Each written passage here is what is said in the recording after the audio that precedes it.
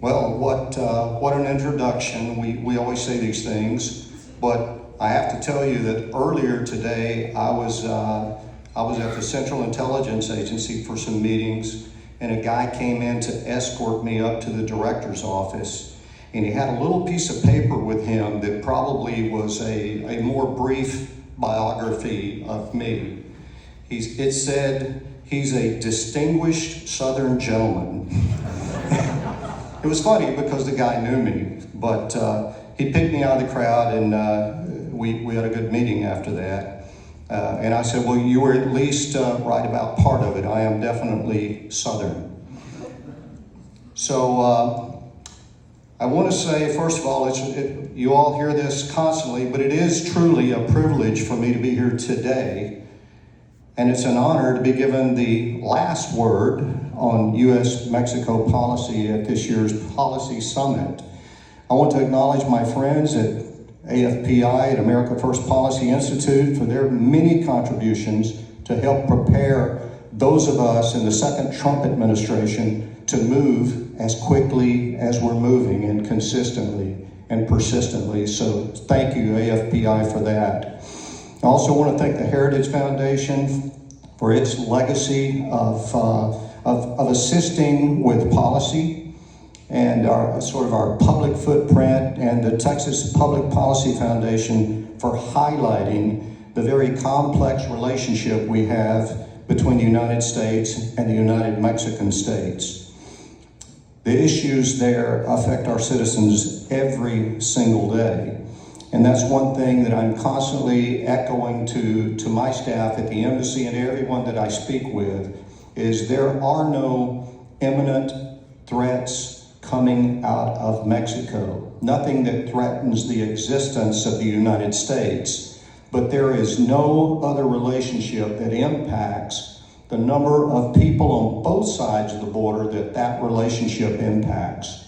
That's why I was proud when President Trump asked me to go to Mexico to step up and say, yes, thank you for the privilege, thank you for the honor, and that's what we're trying to do in Mexico every day.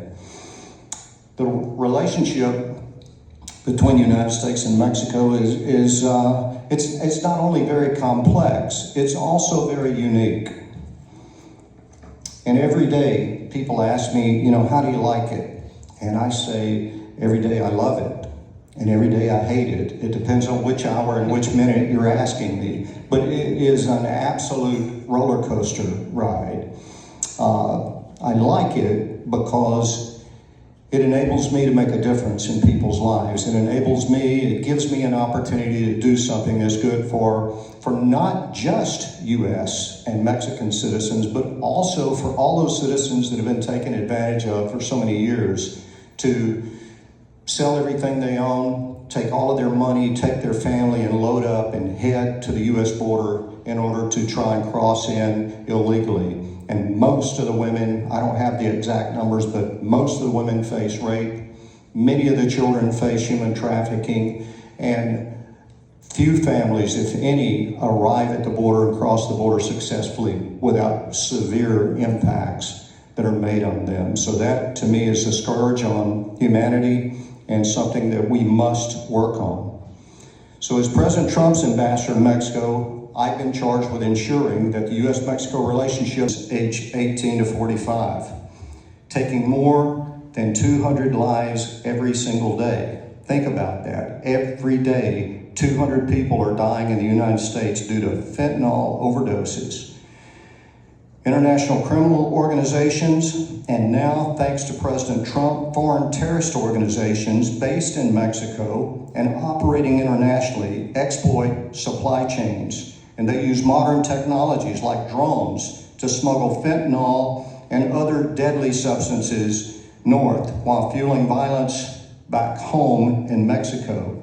These networks also traffic arms, a serious problem inside Mexico. They launder money, they traffic and extort human beings, and they destabilize the communities on both sides of the border. And if you look at our border with Mexico, there's about 15 million people, I'm counting both sides, that live along that border. Let me ask a question. How many Latinos or Hispanics are here today? Would you please raise your hand? Great. Now, those of you that are Mexican Americans, keep your hand up. Great, great. Thank you. Thank you. I say that because the Hispanic Latino community in the United States is the fastest growing segment of our population. We underestimate the strength that community has frequently. I'm told almost 40 million people who are living here identify as having Mexican heritage. I mean, I've even met Cubans in Miami with my wife who's a Cuban immigrant. And they begin by telling me they're Cuban, and then a little bit later into the relationship, they admit that, well, I have a cousin in Mexico. So you look at our educational institutions. Look at how many people we see from Mexico that come to the United States and attend school, that work here. Our cultures are linked. So it's not just our economies, it's our people. We have so much in common. We sometimes let the language divide us more than it should. And I always like to say there's these preconceived notions that many Americans have about your typical Mexican. And the same thing is true on the southern side of the border about what they believe your typical American is. If we just dig a little deeper, if we just ask the question, we realize how closely linked we are in so many ways. More Mexicans live in the United States than any other foreign country. So think about that. There is no other relationship in the world that should be closer than a relationship we have with our neighbor in Mexico. More Americans live in Mexico than any other foreign country. I don't know if you knew that or not, but about 1.6 million Americans have chosen to move to Mexico and live there. We have, and here's the 40 million figure again, but I'm told we get about 40 million U.S. visitors to Mexico every year. That's a lot of tourists, a lot of families, a lot of people enjoying the beaches. But I tell you, as someone who has to deal with it when they have problems, some of them don't come to enjoy the beach and relax either. So we have all these relationships, but we still have legal issues, processes. I heard someone talk about taxes, regulations. We still have things that get in the way of making us the strongest relationship anywhere in the world. And I can tell you, we are working very hard to do all we can at the embassy in Mexico to see things progress as quickly as we can, but understanding that we're trying to turn a ship. It's like turning a large freight ship. You don't do it all at once, it takes time. But we are building trust, and based on that trust, we are making progress. Slow, but steady progress. At the start of this year, U.S. officials encountered over 5,000 illegal immigrants at the border every single day. And sometimes it was twice that much. Under President Trump's leadership, and with cooperation, coordination, and collaboration with Mexico, we've made real progress in controlling illegal migration. And again, America needs people to come to America. We're not producing enough babies in America right now, so we need people to come. We just need people to come legally, people to come that we've looked at, that we've vetted, that we trust. That's our sovereignty, and that's important. But we're continuing to make gains, and we're continuing to improve that relationship. Fentanyl seizures inside Mexico are up significantly, and seizures at our border are down by over half. What that tells me is they're still producing about the same amount of fentanyl, probably, but we're catching a lot of it, we're stopping a lot of it before it gets to the border, and that implies cooperation as well. We're working together to address the illegal immigration issue with numbers at historic lows, and the word is out. The word is out among the communities, on social media, on the internet. It is virtually impossible right now to cross into the U.S. illegally. A lot of people try, and a lot of people get turned around. So there's almost 90% fewer encounters every day of illegals at our border than there was in December of last year, in early January of this year. You probably all know this, but we had 55 high-level cartel leaders that were transferred to the United States to our custody, and that is unprecedented. Nothing like that has ever happened. And I really applaud the Mexican government for their willingness to do that. And since the Trump administration took office, the government of Mexico has ramped up its crackdown in Mexico-based foreign terrorist organizations. They refer to them as criminal organizations. It doesn't matter to me. I know both pretty well, and I can tell you that what the cartels do to local people is absolutely, by definition, terrorism. They commit horrible acts against innocent people to influence the rest of the population, and that is terrorism.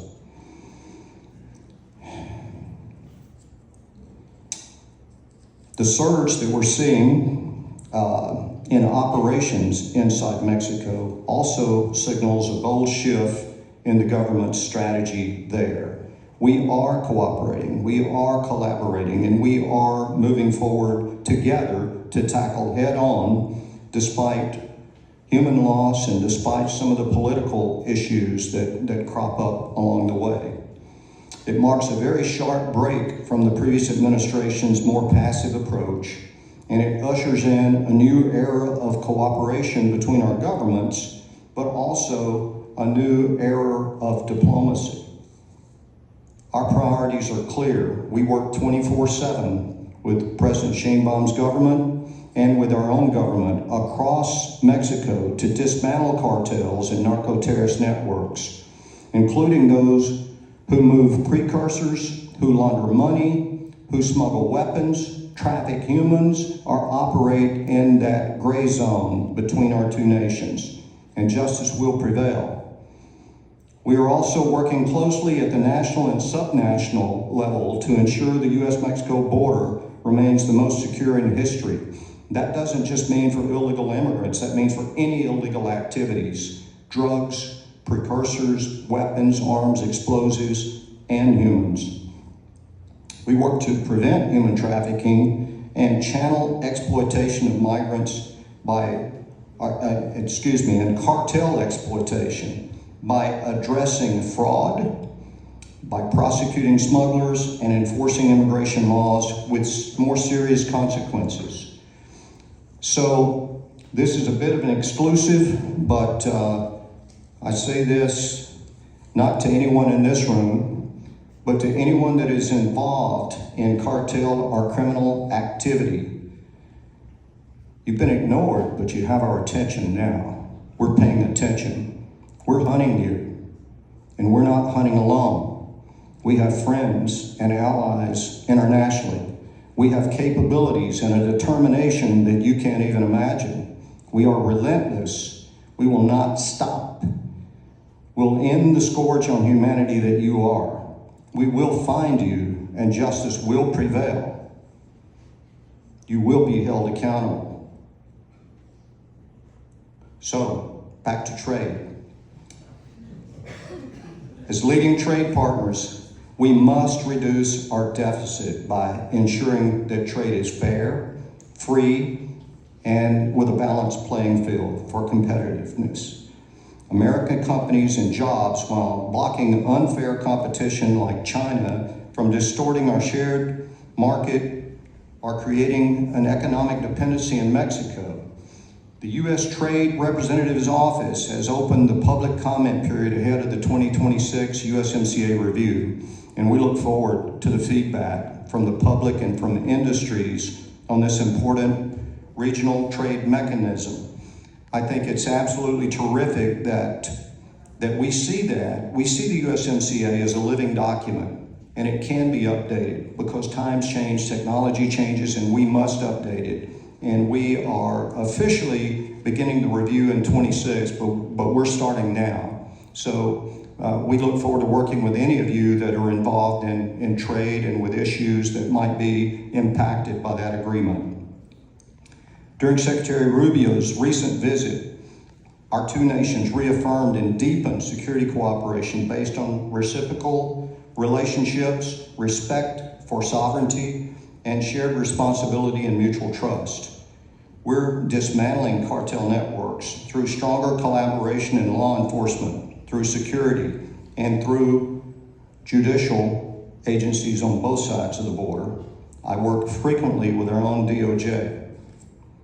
U.S. and Mexican officials meet regularly to track implementation of our commitments, closing border tunnels, combating illicit financing, preventing fuel theft, and increasing joint inspections, investigations, and prosecutions. And we're leveraging technology to stay ahead of the cartels. They're using it, so we're using it. At the state level, Sonora, the state of Sonora, has created a border police unit that partners with our own Customs and Border Patrol. It's the first of its kind. I've seen firsthand the impact of coordinated mirror operations in Baja California and California, where our team confronts migrant and security challenges on both sides of the border by talking to each other, coordinating times and patrol activity, and it's working successfully there, and we look to do the same thing across the northern border. And if there's interest, and we hope there will be, we also would like to see that across Mexico's southern border with Guatemala. So our partnership goes far beyond just security. We're preparing to co-host the 2026 FIFA World Cup, the largest sporting event anywhere in history. We're investing in innovation and artificial intelligence to boost competitiveness, to create American jobs, and to fight organized crime during those events. And we're working closely with the private sector to drive prosperity and opportunities for millions, including Mexican companies that are expanding their investments in the United States, and U.S. companies looking to shift more manufacturing back to North America. I met with a perfect example, and I won't say what company it is, but just a few weeks ago, I met with a gentleman in the embassy that was explaining to me, for example, that they had been having this, a circuit board. I'll say a circuit board that was being made in Asia, without saying exactly where in Asia. And then it would go to Taiwan, where they'd have the processor chips attached, and then it would go to other companies. A lot of them would come to the U.S. But as this gentleman spoke to me the other day, he said, well, we're moving the development of the board itself, to Mexico. And he said, we've had some people in the U.S. that explained they were unhappy with that. They would like for that to come to America. And he said, well, the way that we're able to move it to Mexico is we still get labor that's less expensive in Mexico to create the circuit board, but then to have the microprocessor chips attached, it doesn't go to Taiwan, it comes to the United States. So it actually creates jobs on both sides of the border. And to me, that was a perfect example of the kind of things that we need to do and we need to support. So despite all the challenges that we face, I think we have an unprecedented opportunity to build a stronger, safer, and more prosperous Mexico and United States in the process. We built connections that didn't exist before. We've opened doors that were once closed, and we've shaped a future where both nations can thrive. America First puts the United States of America first. And I agree, I'm the United States ambassador, but I also say the Americas first. We are North America, and we are united, and together we are unstoppable. We can feed ourselves, we can feed much of the world, we can prosper, we can be safe, and we can be strong. So let me close with a personal reflection, and I'll do something I don't frequently do, but I want to share a comment that President Sheinbaum made in a meeting we had once. She said, the relationship between the United States and Mexico is like a marriage, but it's like a marriage where there can't be a divorce. And one of the things that I think she meant when she said that is we can't move. Geographically, we're neighbors, culturally, economically, we're connected, but we can't move. We are connected. And I reminded her when she said that, as someone who's been married a long time to the same woman, I said, you know, sometimes we disagree. We love each other dearly, but sometimes we disagree because sometimes my wife gets confused. But we made a promise to each other, and we try to keep that promise, and we've done pretty well. We're coming up on our 45th wedding anniversary. But our agreement, thank you. So our agreement is this: if we're angry, we don't go to sleep. We keep talking. And I think that's the most important thing in a bilateral relationship is dialogue. There are no absolutes, even though we talk about absolutes. We draw red lines sometimes, but there can be no red lines and there can be no absolutes because we're married. We have to live with each other. We have to find a way to move forward together. And we must seize this opportunity. I'm not sure that we'll have this opportunity again. We're at a very significant, pivotal point in this relationship. And we simply must get it right. So we're moving forward. I always tell people that I might not hit a home run every day, but I can promise you I'll swing hard every day. We give it everything we have. I'm honored to be there representing President Trump. I'm privileged to be there at a pivotal point where we can truly make a difference in this relationship. And I know that many of you out there didn't need to hear what I said about how important the relationship is. You know how important it is. We'll get this right. We have to. We have no other choice. So again, I want to thank everyone that's been here. I really regret that I didn't get to spend more time with you this morning. I get the back brief, and I heard that there's been some very interesting presentations today, and it's always good when government people can hear from the private sector and hear from people that have a different perspective on the relationship and on what's happening. So again, not without its challenges, but we're there, and we're not there to go to the beaches or relax either. We're there to work, and we're gonna give it all we have. So I just want to say in ending, God bless all of you, God bless America, and Viva Mexico.